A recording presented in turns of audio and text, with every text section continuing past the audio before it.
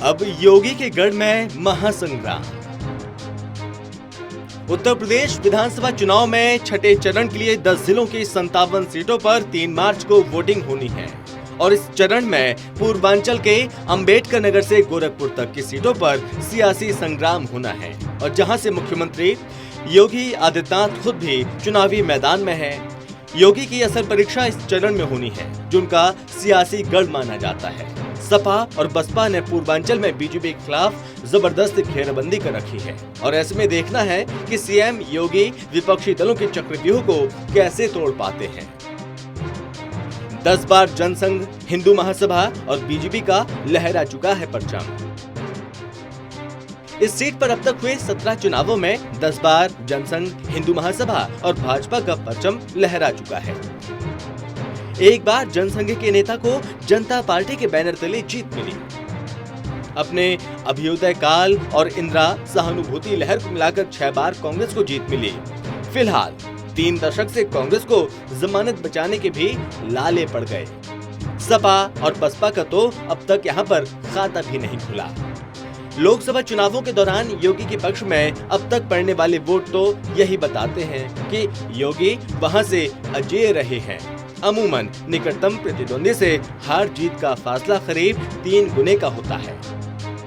इस एक तरफा मुकाबले में अधिकांश की जमानत जब्त होती नहीं। यहाँ पर गौरक्षक पीठ के नाते जाति, धर्म और मजहब के सारे समीकरण ध्वस्त हो जाते हैं। सभी योगी के पक्ष में उसी तरह एक हो जाते हैं जैसे खिचड़ी में चावल दाल। अब तक के चुनावी आंकड़े इसके प्रमाण हैं। अब तक 3 गुना से ज्यादा मार्जिन से जीते सीएम योगी। दरअसल योगी आदित्यनाथ मुख्यमंत्री बनने से पहले यहां से सांसद का चुनाव जीतकर लोकसभा पहुंचते रहे हैं। 1998 से लेकर 2014 तक लगातार 5 बार गोरखपुर लोकसभा क्षेत्र से सांसद चुने गए योगी आदित्यनाथ वोटों के लिहाज से क्षेत्र में अपने निकटतम प्रतिद्वंदी से करीब 3 गुना ज्यादा मार्जिन से आगे रहे। यही वजह है कि न सिर्फ भाजपाई बल्कि आमजन भी गोरखपुर शहर सीट पर योगी को भाजपा प्रत्याशी बनाए जाने के बाद यहाँ की लड़ाई को विपक्ष के लिए रस्म अदायगी मान रहा है। 1967, 1974 और 1977 के विधानसभा चुनाव में गोरखपुर सदर की सीट पर जनसंघ का दबदबा रहा। 1977 के चुनाव में जनसंघ जनता पार्टी का हिस्सा बनकर चुनावी मैदान में थी और इसके बाद 1980 और 1985 के चुनाव को छोड़ दें तो 1989 से लेकर अब तक ये सीट भाजपा के पाले में ही रही। योगी पहली बार विधानसभा चुनाव में उतरे हैं। गोरखपुर शहरी विधानसभा सीट से भाजपा उम्मीदवार सीएम योगी आदित्यनाथ मैदान में हैं। इसके अलावा दर्जन भर सीटों पर मुख्यमंत्री के करीबी नेता भी बीजेपी के टिकट पर ताल ठोक रहे हैं। गोरखपुर सदर सीट से भले ही सीएम योगी को हरा पाना किसी के लिए आसान नहीं होगा, लेकिन अन्य सीटों के अपने मसले हैं। योगी के कई करीबी नेताओं की सीटों पर कड़ी चुनौतियों का सामना करना पड़ रहा है। छठे चरण में पूर्वांचल के जिन जिलों पर चुनाव हो रहे हैं वहां पर कभी बसपा और सपा का वोट बैंक हुआ करता था। भाजपा ने यहां अपनी जगह बनाई और उसे बरकरार रखने की कोशिश हो रही है और ऐसे में सपा ने गैर यादव ओबीसी आधार रखने वाले दलों के साथ हाथ मिलाया तो बसपा ने जातीय समीकरण को देखते हुए कैंडिडेट उतारे। इतना ही नहीं, बीजेपी और सपा के दल बदलू नेताओं को मायावती ने टिकट देकर चुनाव मुकाबले को त्रिकोणीय बना दिया है। छठे चरण में किसका पलड़ा भारी है? यूपी चुनाव 2022 पूर्वांचल के लिहाज से काफी अहम माना जा रहा है। इसका कारण है बीजेपी ने यहां से विपक्ष का सफाया कर दिया था। हालांकि इस बार बदले हुए सियासी समीकरण में बीजेपी के लिए चुनौतियां बढ़ गईं। सुभाषपा इस बार बीजेपी से नाता तोड़कर सपा के साथ हो गई और ऐसे में बीजेपी ने निषाद पार्टी को मिला लिया और योगी आदित्यनाथ पहली बार विधानसभा चुनाव लड़कर विधायक बनने के लिए मैदान में हैं और उनकी सीट को चुनावी समर में फंसाने के इरादे से अखिलेश यादव ने पूरा जोर लगा दिया है। क्या इस बार बदलेगा सियासी समीकरण? वहीं भीम आर्मी के प्रमुख चंद्रशेखर आजाद भी मैदान में हैं। वो सीएम योगी आदित्यनाथ के खिलाफ गोरखपुर शहर से चुनाव लड़ रहे हैं।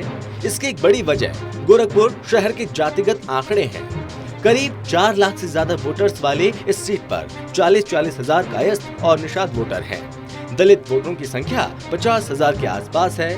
मुस्लिम वोटर भी 45 हजार के करीब है और इसके अलावा 25 हजार से ज्यादा कुर्मी वोटर भी है। माना जा रहा है कि पिछड़े, दलित और मुसलमान वोटर की संख्या देखकर ही चंद्रशेखर आजाद ने सीएम योगी के खिलाफ मैदान में उतरने का मन बनाया है। वहीं गोरखपुर शहर सीट से योगी आदित्यनाथ के खिलाफ समाजवादी पार्टी ने भाजपा के पूर्व नेता उपेंद्र दत्त शुक्ला की पत्नी सुभावती शुक्ला को मैदान में उतारा।